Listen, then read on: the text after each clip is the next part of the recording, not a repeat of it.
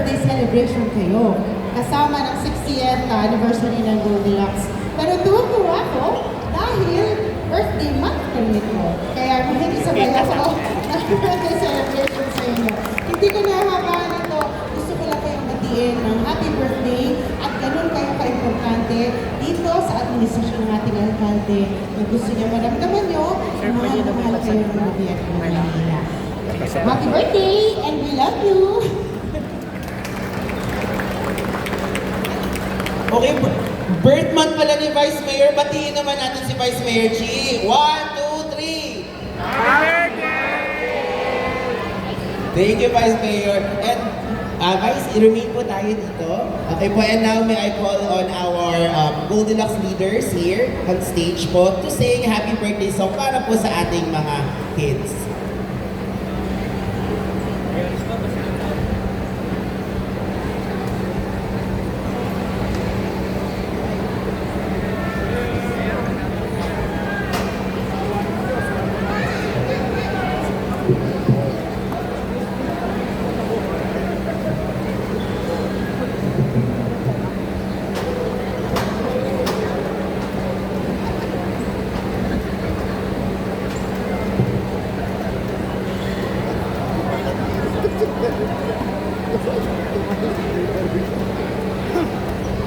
Diyan na lang ako, sir.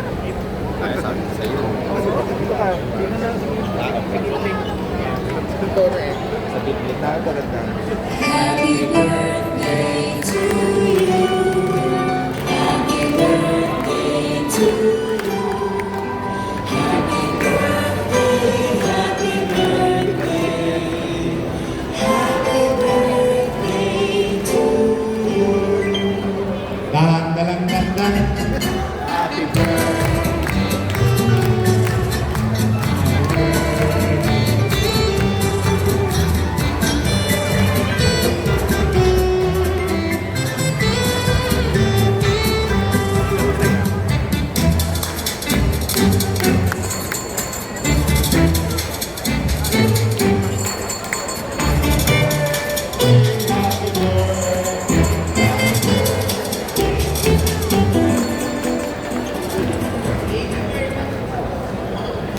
Maraming salamat po, Vice Mayor, Mayor, and Goldilocks.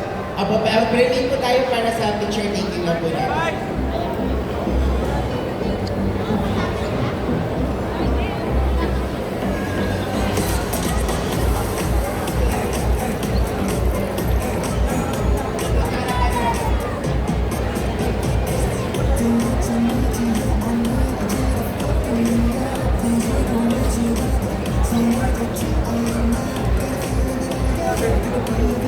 Magandang umaga po sa inyong lahat at para makompleto po yung kaarawan ng mga batang Manila dito po sa loob ng pamilihan gusali ng SM City. Ibinibigay ko po sa inyo ang tao na tunay na nagmamalasakit mula sa bata hanggang sa nakatatanda, ang ama ng lungsod ng Maynila, Yorme Isko Moreno Dumagoso.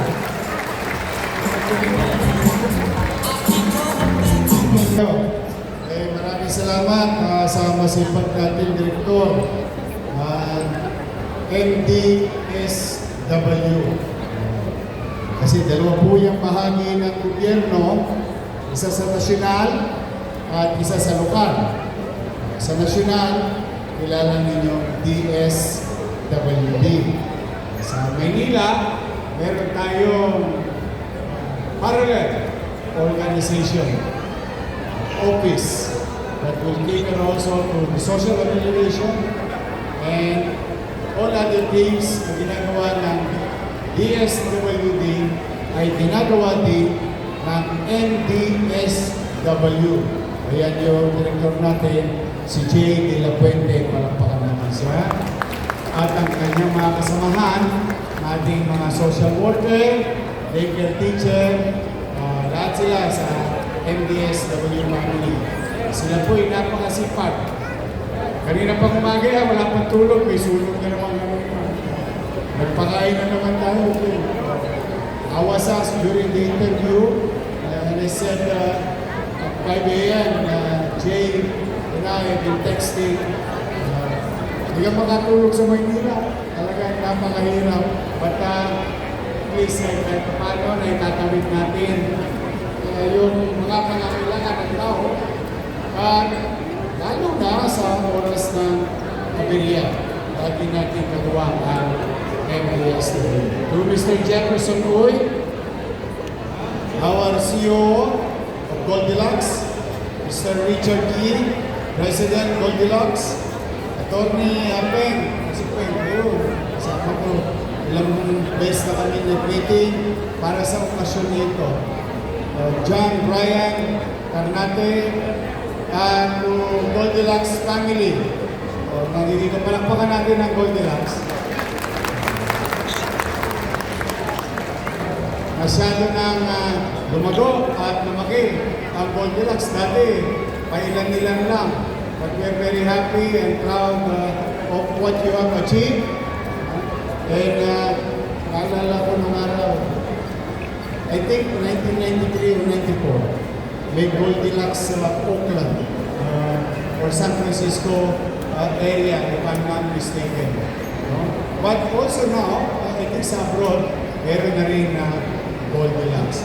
Today, on behalf of the people of Manila, to Goldilocks, thank you very much for giving time, resources, effort, celebrating birthdays of our special individuals in the city of Manila.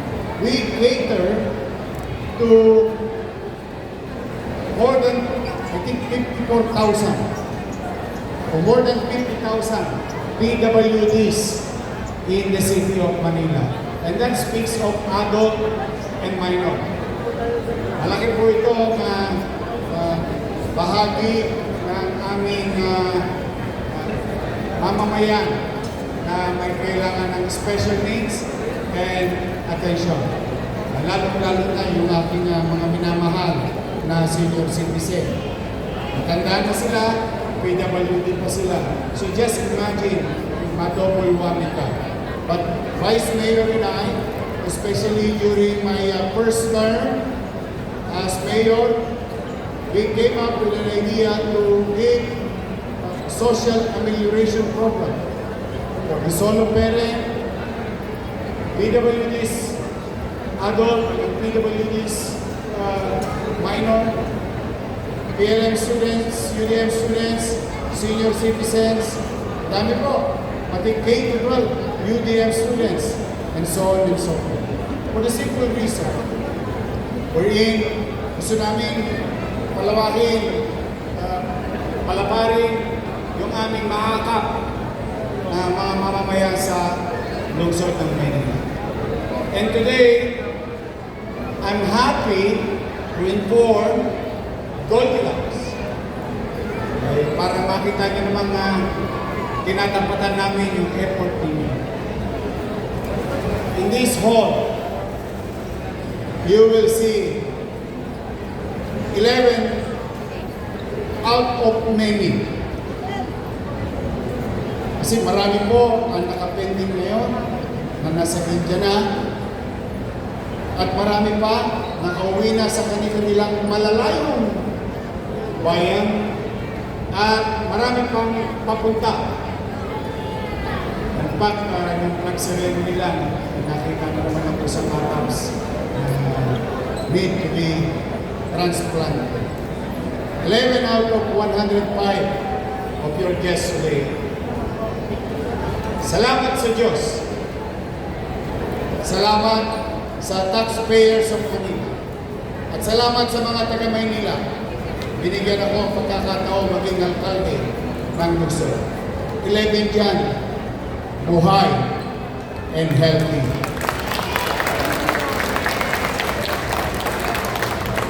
The operation, transplant operation in India will cost easily $29,000. Easily. Because some go as far as 40,000. So that is amounting to 1.5, 1.8 million bawat isang bata. Kung titingnan po ninyo, napakamahal. masyado namang ginastahan o ginastusan. I don't mind. I don't mind spending 500,000, 1 million, 2 million, 3 million for a life. Kahit isa lang, kahit milyon-milyon ang ubusin natin, mabuhay lang ang isang tao.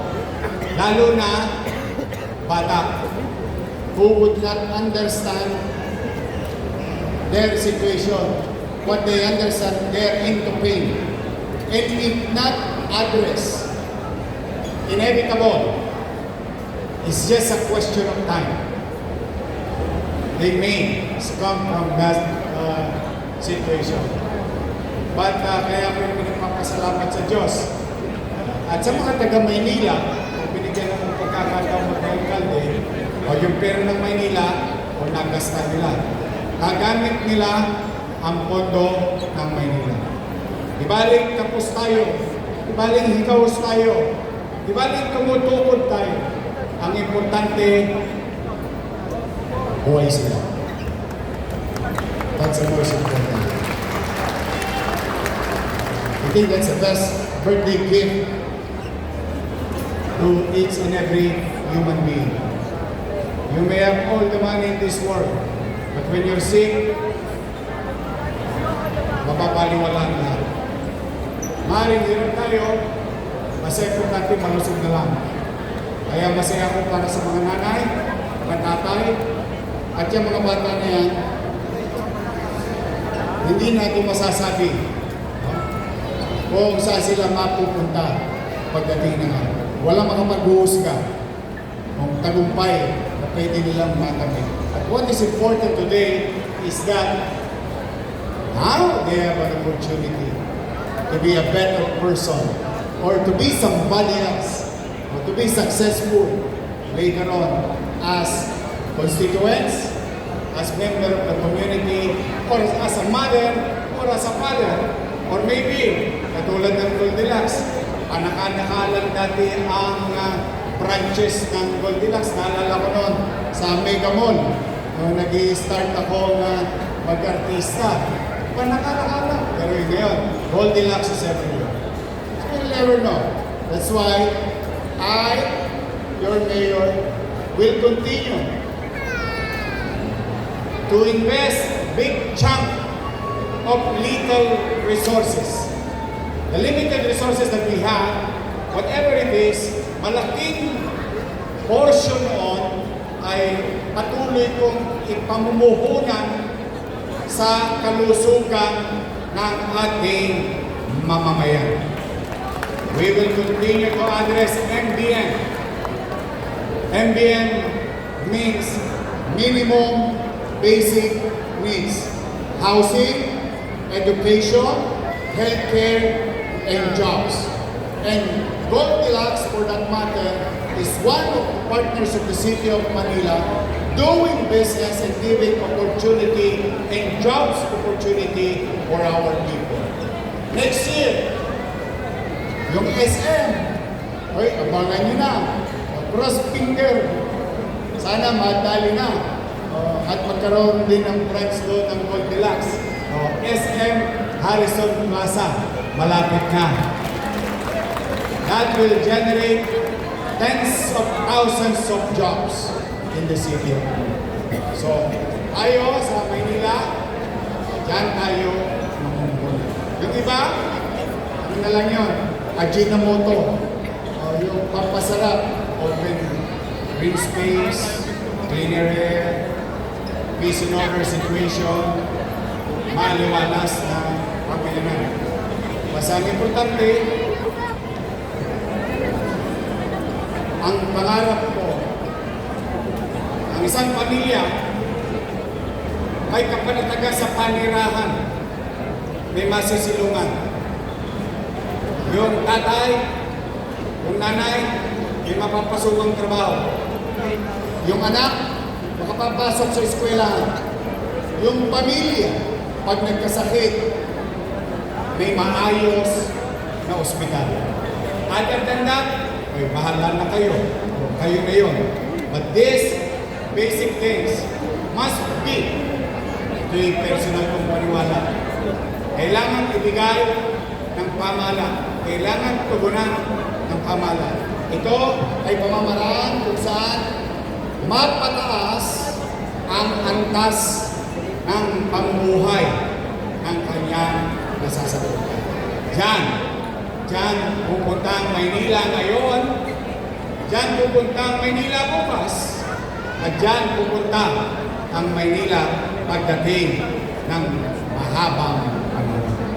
So today, to the parents of our beneficiary today, proud parents, pwede ba tayong lahat, pati mga bata, pwede makisuyo, o pwede ba sabay-sabay tayo magpasalamat at palakpakan ang Goldilocks. Sabay-sabay tayo, Goldilocks. May na. Nakasabi ko din, mababa ko, sayang. Goldilocks? Thank you very much. Ayun, thank you sa inyo. So, again, namaupo na po kayo. Kaya ako'y taus-puso nagpapasalamat, Peng. Thank you, ha? Si Peng, talagang masipag itong ataps yun na ito. Panipanaog sa City Hall to. And to the parents who benefited from the transplant, what you call the biliary atresia, successful patients, please pray for others. Many more will go to India. Hanggat nandito ako, pinagkakatiwalaan tayo ng ng taong bayan sa pamamahala. Ay pipilitin ko laging maging mainam, episyente at mabuti sa paglilingkod sa bayan. In fact, I would like to give extra recognition also to Director Padilla.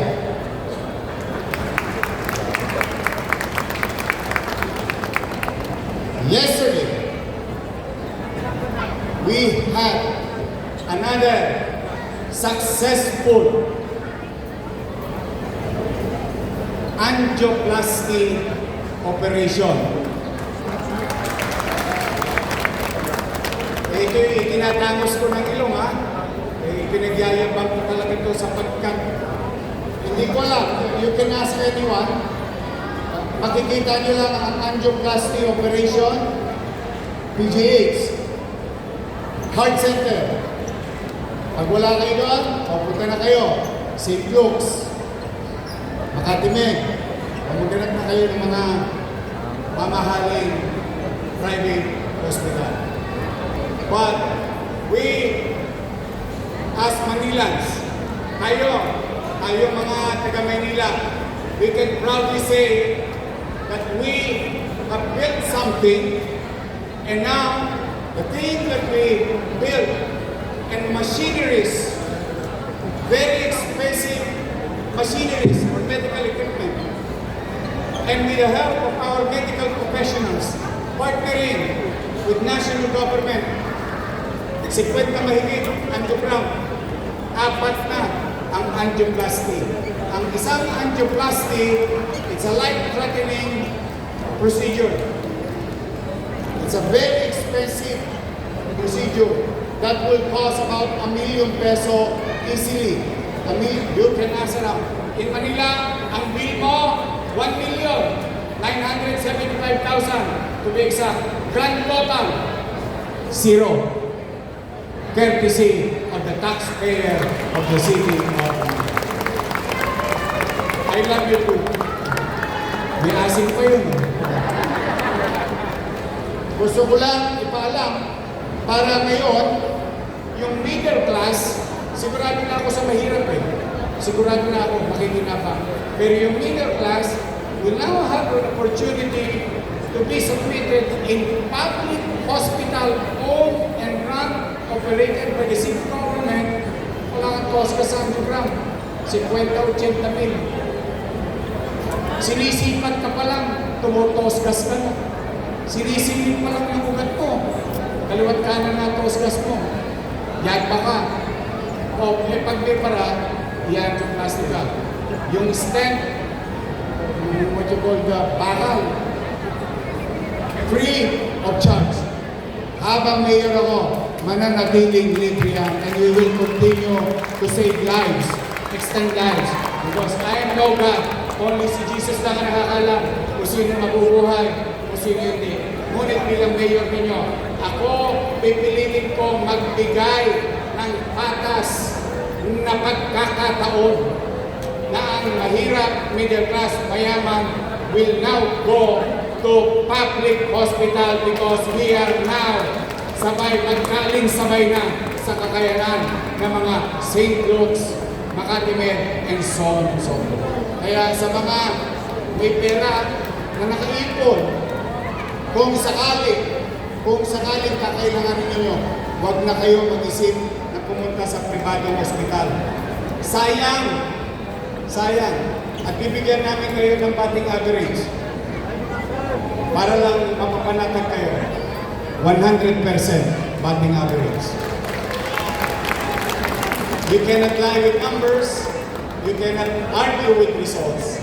And that's why I'm really proud of our doctors, nurses, medtech, or what you call yung aming heart lab na itinatag ng aking first term na ngayon ay nagagamit na ng taong bayan. So this is very important news to each and every one of you. At kung sakaling mabaha kayo, pag nabaha kayo, available na hindi ba yung gamot mo? Ano yan? Doc, lagi ako nabubulol dun eh. There is about 35,000 capsule already in our health center, in 44 health centers. It is available, it is free. Huwag nyo nang ipagbaka sakali ha. Tirahin nyo, mag-droga na kayo. Droga, ano sa English ang droga? Drugs. Hindi drugs mo, to protect yourselves. But I'm really happy, natutuwa ako sa mga empleyado ng SM at saka pumupunta sa SM. Ilang linggo nang bumubuhos ang ulan, walang baha sa City Hall. Naawa ko dito sa mga pumunta dito dahil na-fragman sila pagkapos ng ulan eh. Hopefully, what we have done, the drainage system here a few months ago can be replicated outside of the surroundings of City Hall. But it's a very expensive thing. Kaya, piyay-piyay lang. Unti-unti lang yan, madadali ko rin yan. It will take time, but we're there. So for now, again, I hope you keep this in mind. Other information that I have shared to you, at kung sakali may kakilala kayo, I don't give a piso na huwag nang bumasta. Pumunta kayo sa Maynila, walang tosgas sa aming mga hospital. We will do our best to be of service to everyone. Muli, maraming salamat. Goldilocks, maraming salamat sa inyo. SM, maraming salamat. Isa sa pinakamahal na magbayad ng buwis sa lungsod ng Maynila. We're very proud of SM. Nagsimula ang SM sa Manila. Ngayon, isa na sa pinakamalaki sa buong bansa. Kaya halos lahat dito nagsimula. Thank you very much, SM. At sa inyo lahat, sa mga kababayan natin, sa mga bata, may pasok ha. Kasi ka kayo, kung may problema dito, wala namang bahay, di ba? Sayang yung eskwela. Saka nabigyan na kayo ng baon, di ba? Tapos tayo na sa SM. Punta lang kayo sa Goldilocks. So muli, mag-ingat kayo, mag-aral kayo maiging. Basta pumatatag kayo, pipilitin ko mag-uwi. In our